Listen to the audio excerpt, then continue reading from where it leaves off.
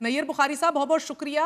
کیا واقعی Peoples party جو ہے کمر کس چکی ہے کہ ایک ووٹ ایکسٹرا بھی ہوا تو ووٹ آف نو کانفیڈنس لایا جائے گا خیبر پختونخوا میں، یا یہ صرف گورنر کے جذبات ہیں یا گورنر کی تھنکنگ ہے؟ شکریہ.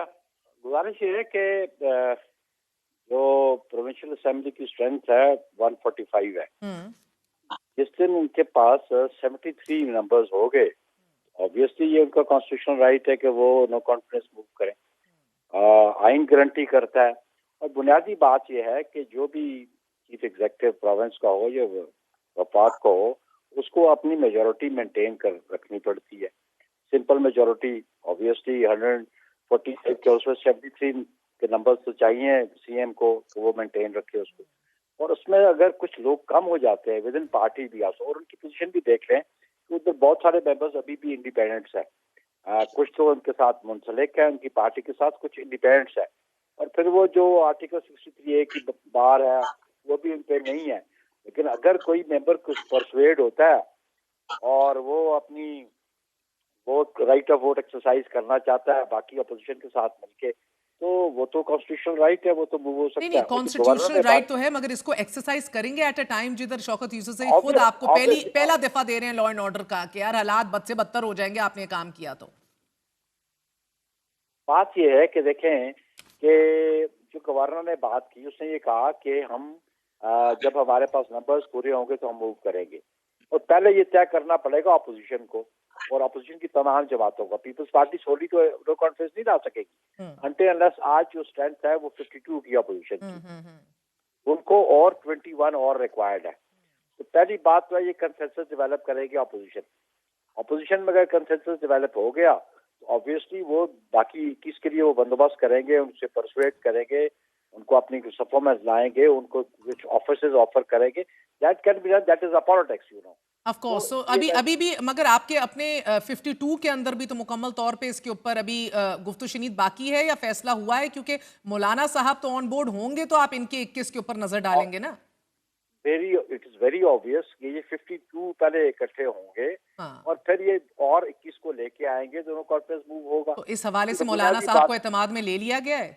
اپنی یہ گفت و شنید جاری ہے، بٹ اس پری میچور ابھی ہم ڈسکلوز کریں کہ ہم نے کیا ڈیسیژن کر لیا ہے. دس از پری میچور ابھی تو. لیکن یہ تو ہر وقت رائٹ رہتا ہے member of parliament, member of provincial assembly کا اور اپوزیشن کا کہ وہ اپنے ایفرٹس کریں. کسی کو ڈسلوج کرنا چاہتے ہیں آئینی طریقے سے، وہ ڈسلوج کر لیں اس کو. اور آپ کو میں اس کے اوپر آؤں گی اس کے میرٹس کے اوپر بخاری صاحب، but let me get a feel of what JUIF is feeling. Hafiz صاحب بہت بہت شکریہ ساتھ دینے کا. مولانا صاحب نے تو اڈیالہ جیل میں عمران خان کو یہ واضح پیغام بھجوایا تھا اور یقین دہانی کروائی تھی بلکہ کہ آپ عدم اعتماد کا حصہ بنیں گے نہیں. کیا اب آپ نے موقف بدل لیا ہے یا اس میں لچک دکھا رہے ہیں؟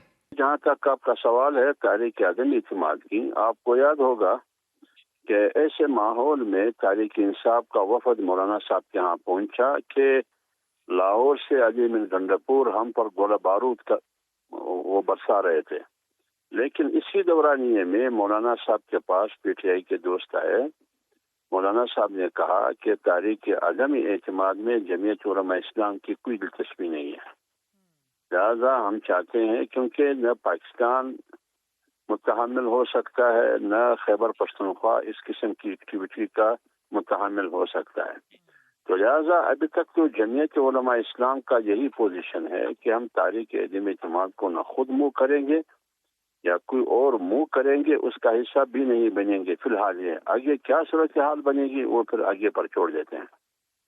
اچھا، یعنی کہ اب تک کے لیے یہی سچویشن ہے، آگے نہیں پتا کیونکہ موجودہ تو آپ سیٹ اپ کو غیر آئینی سمجھتے ہیں، مگر جو جماعت اس سیٹ اپ کے خلاف تحریک چلانے کا اعلان کر رہی ہے اسی جماعت کی ریزرو سیٹس بھی آپ لے لیتے ہیں، پھر اتحاد سے بھی پیچھے ہٹ جاتے ہیں اور ابھی بھی کہہ رہے ہیں کہ ابھی تک تو یہی ہے، آگے کا نہیں کہہ سکتے. غیر آئینی سیٹ اپ کو بھی قانونی کر دیا جاتا ہے سر، بیکاز یہ آپ لوگوں کے بیچ میں کوئی سیم فوٹنگ. جی میری بات سنیے، اگر آپ وہ مخصوص نشستیں کی بات کرتے ہیں نا، وہ تو ہم نے کسی بھی کورٹ اور کسی بھی عدالت میں ہم فریق نہیں بنے، اور ایک فریق عدلیہ دوسری فریق PTI. JI کو کہا بھی گیا کہ آپ حصہ بن سکتے ہیں لیکن JI حصہ نہیں بنی.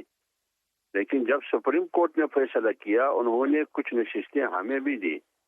اگر یہ سیٹیں ہمیں نہ ملتی تو یہ پیپلز پارٹی کے پاس جاتی ہے، PMLN کے پاس. سر نہیں، آپ لوگ عدالت میں تو گئے تھے، تو میں نے خود کوریج کی ہے سر. آپ نہیں کے نہیں آپ کا نہیں وکیل نہیں کہہ رہا نہیں تھا یہ سیٹیں ہمیں وہ ملنی چاہیے. میں نے نہیں خود وہ کوریج کی ہے سر. وہ فرسٹ ٹائم جب وہ گئے تھے الیکشن کمیشن میں، انہوں نے جو موقف دیا تھا صرف وہ موقف وہاں پیش کیا. جب سپریم کورٹ کا فیصلہ آیا تو جمعیت علماء اسلام نے کہا کہ فیصلہ ہمیں قبول ہے، ہم ریویو میں بھی نہیں جائیں گے. اگر کوئی اور پارٹی ریویو میں جاتی ہے تو ہم اس میں بھی ساتھ نہیں دیں گے. پشاور میں جب یہ کورٹ میں گئے ادھر بھی ہم ساتھ نہیں تھے. تو اس مقصد کہنے کا یہ ہے کہ جمعیت علماء اسلام کو اس میں دلچسپی نہیں ہے کہ حکومت کی تختہ الٹ جاتی ہے یا نہیں، اس کے محرکات اور اسباب کیا ہوں گے. اگر مخصوص نشستیں فرض کرے پی ٹی آئی کے لیے کہ پی ٹی آئی والے میرے دوست بھائی کہتے ہیں کہ یہ نہیں لینا چاہیے، تو پھر اس کا ووٹ بھی نہیں لینا چاہیے. اپوزیشن جماعتوں اور پی ٹی آئی کے درمیان اتحاد تھا 6 اور 5 کے فارمولے کا. تو یہی نشستیں جو وہ حرام کہتے ہیں، یہی حرام ووٹ ان کے پاس بھی گیا نا. اچھا، مگر میں یہ دیکھیں نا، یہ بڑی پریکیریس سی ایک سچویشن ہے. یہ یوسف زئی صاحب، علی امین صاحب نے بدامنی کے خلاف آل پارٹیز کانفرنس کال کی، لیکن جے یو آئی ایف اس کا حصہ نہیں بنی. پھر ریزرو سیٹس بھی کیونکہ باقیوں کو مل رہے تھے، وہ کہتے ہیں ہم نے بھی لے لیں. تو کیا آپ ابھی بھی تکیہ کیے بیٹھے ہیں کسی نہ کسی سپورٹ کا؟ ابھی بھی کہا حافظ صاحب نے کہ فی الحال ہم ایسا کسی ووٹ آف نو کانفیڈنس کا حصہ نہیں بنیں گے. دیکھیں مہر، اگر یہ لوگ اسٹرینتھ لے سکتے نا، اور یہ جو دعوے کر رہے ہیں کہ جی پی ٹی آئی کے لوگ ناراض ہیں، تو آپ یقین کریں ایک دن بھی انتظار نہ ہوتا، یہ ابھی تک ووٹ آف نو کانفیڈنس لے آتے. مسئلہ یہ ہے کہ ہمارے جتنے بھی لوگ ہیں، چاہے وہ علی امین گنڈاپور سے ناراض ہیں یا نہیں ہیں، لیکن وہ پی ٹی آئی کے خلاف نہیں جا سکتے، کیونکہ یہ ٹائم ٹیسٹڈ لوگ ہیں جو اسمبلی میں پہنچے ہیں نا. یہ بڑی مشکل سے پہنچے ہیں، انہوں نے بڑی مشکل سے الیکشن لڑا ہے. تو یہ کبھی بھی عمران خان کو چھوڑ کر نہیں جائیں گے، یہ میں آپ کو دعوے کے ساتھ کہتا ہوں.